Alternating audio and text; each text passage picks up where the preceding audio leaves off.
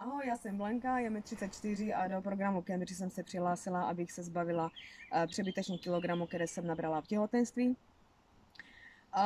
Mojí výživovou poradkyní je paní inženýrka Hanka Borkovcová a je skvělá, protože se na ní dá spolehnout, vždycky poradí, pomůže a podrží. Hlavně podpora od ní je neskutečná, když člověk už nějak si myslí, že to nezvládá, tak vždycky podpoří a jdeme dál.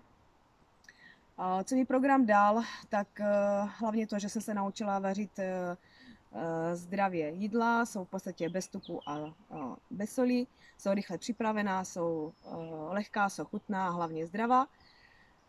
A co mě vzal ten program, tak hlavně ty kilogramy, za které jsem hrozně ráda a vděčná.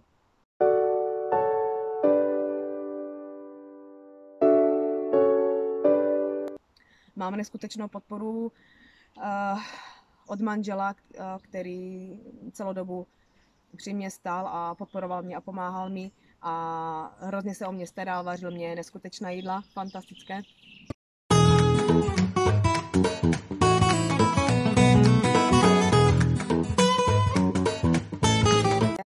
Mám 2 děti ve věku 1 a 12 let a konečně zvládám péči o ně. Mám spoustu energie.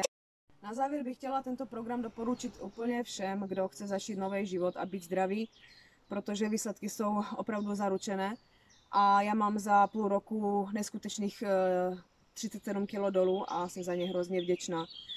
Teď jsem nejenom dobrou mámou, ale i manželkou a konečně nepřežívám, ale žiju. Tak se mějte, ahoj.